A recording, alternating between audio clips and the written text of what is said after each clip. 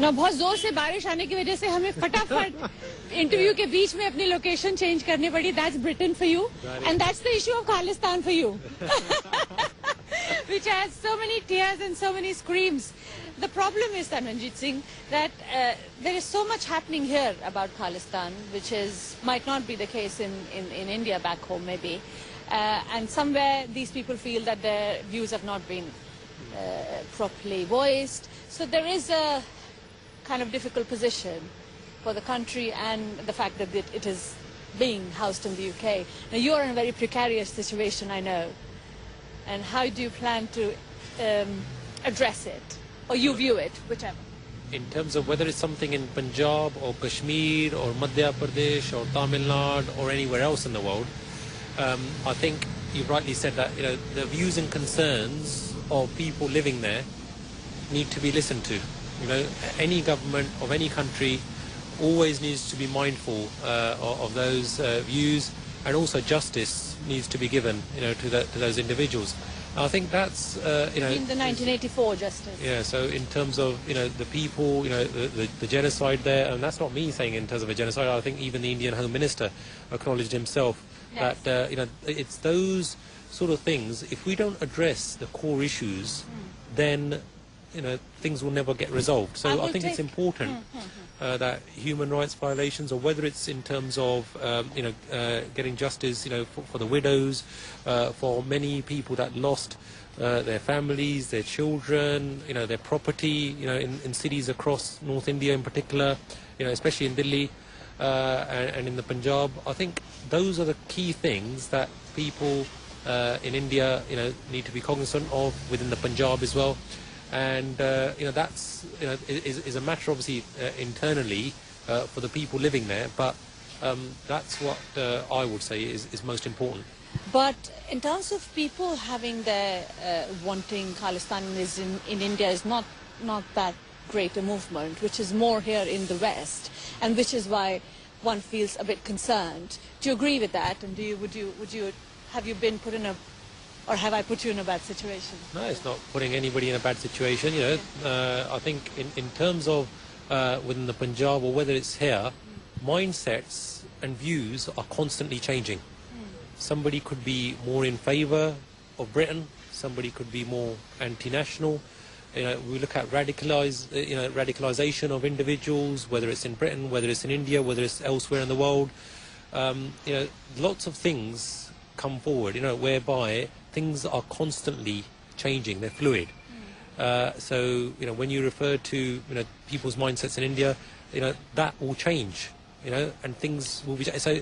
But the key, would you support the movement here of Khalistan or not? Look, I'm not there to support anything or not to support what's going on in India. Not, or speak against it. Yeah, so my primary focus is what's going on in Slough, in my constituency, what is going on in my country, as in, and when I say my country, someone who's born and brought up in Britain, the issues affecting what our government is doing, how it conducts itself around the world, those are my primary key things. And in terms of what's happening in other parts of the world, I will keep a watchful eye on things, but ultimately it's about justice, it's about fairness, whereby people in any part of the world, whether it's in India, I'm not going to get fixated with India or with Asia, even if there are things happening in Africa, if there's something going wrong somewhere, or if something's going positively, then we as parliamentarians here will reflect upon that. No, I completely understand where you're coming from, and I know it's a very difficult position, and can't see a clear yes or no on that, but it's a middle ground that I hear you taking on that issue, but because being a turban-clad Sikh, you can't really run away from it, even because it's happening in the UK and India is concerned. Well, look, it's not a middle ground, it's not any ground, it's just the normal ground, is what is important to me. So what, and that's what I've highlighted. So I think it's very, right for individuals like myself is to hear all viewpoints. So that is exactly how I'll be conducting my service to, our community and our country, is I'm there to listen to all viewpoints, from people from all backgrounds, from various parts of the world as well, and I will do what I think is right and proper. What is right and proper in your mind?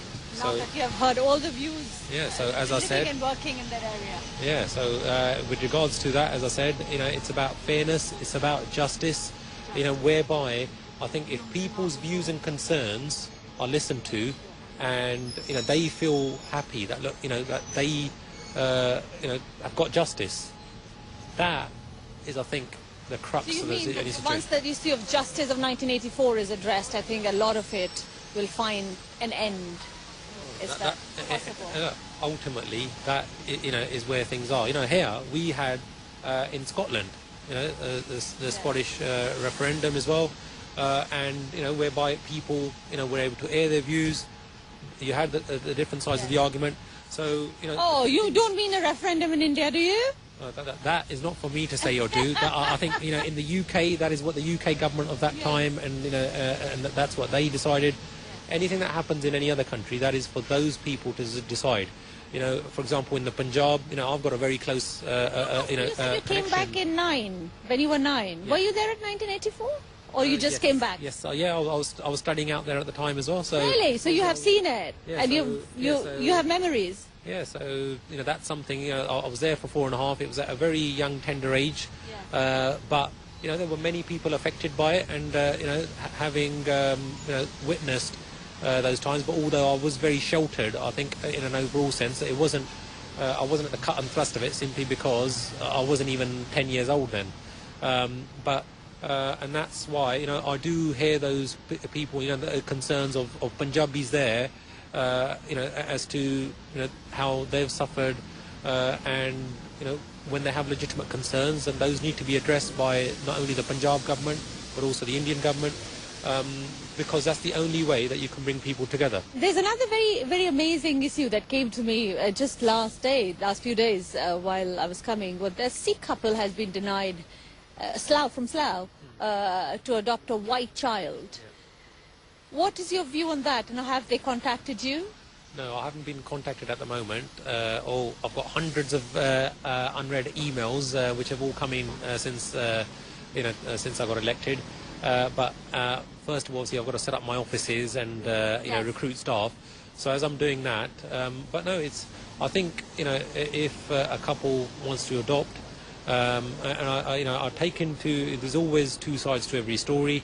I haven't looked at the issue in detail, but I know that adoption agencies, would have their own criteria about, parenthood and, and as to whether the child will have a loving and caring environment, and they will take into account other cultural facets as well. But I think if people can be good parents, if they can be loving and caring, then then they should be given that opportunity. But that is. Did that story alarm you? Did that story say, "Oh, this happens," or did you understand that there's physically, like you said, that for many Sikhs you are the role model here because your appearance is so, and they can relate to it. Then possibly a white child in a Sikh family, will he be able to relate to them? Or in this day and age, this would be classed as discrimination. Where is your head on that? Now look, things to do with adoption are very complex issues. They're very sensitive issues because you're dealing with people and you're dealing with very young, children as well. And that's why any decision needs to be taken in light of those. It's not as in life. There's a lot of grey. There's not just a case of black and white, immediately. So without having looked into the detail of the case, I can't comment, in the full intricate manner that I would like to.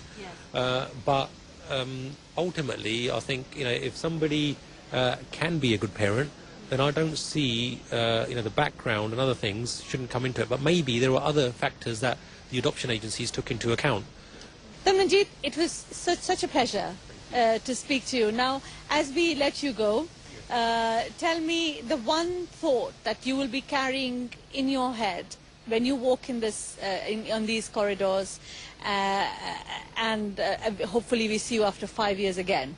Now look, hopefully with Vaheguru, with God's grace, I was fortunate enough to be elected, and I take that responsibility very seriously. So the key thought in my mind would be how I serve the community while being a strong and articulate voice for them here in Parliament, and being an ambassador for them and the country. अब तुसी पंजाबी में कुछ दस दो ताकि आपके पंजाबी वाले जो लोग हैं वो भी खुश हो जाएं। ਪੰਜਾਬੀ ਵਾਲਿਆਂ ਨੂੰ ਵੀ ਖੁਸ਼ ਹੋਣਾ ਚਾਹੀਦਾ। ਦੇਖੋ ਤੁਸੀਂ ਸਾਰਿਆਂ ਨੇ ਰਲ ਮਿਲ ਕੇ ਇਤਿਹਾਸ ਸਿਰਜ ਦਿੱਤਾ, ਸੋ ਮੈਂ ਤੁਹਾਡਾ ਵੀ ਬਹੁਤ ਬਹੁਤ ਧੰਨਵਾਦੀ ਹਾਂ ਜਿਨ੍ਹਾਂ ਨੇ ਵੋਟਾਂ ਪਾਈਆਂ, ਜਿਨ੍ਹਾਂ ਨੇ ਸਾਡਾ ਸਾਥ ਦਿੱਤਾ।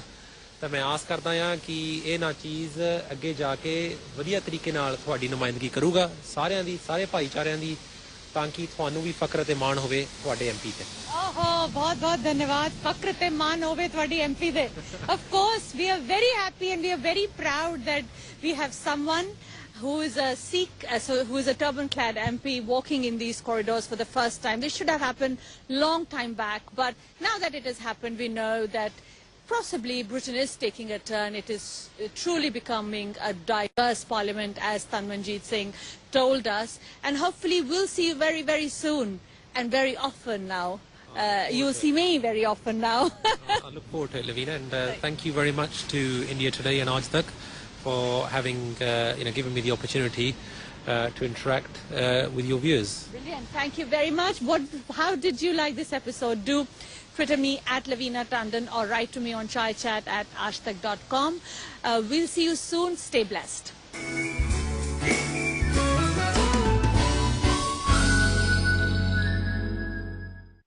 Brought to you by Bank of Baroda, India's international bank.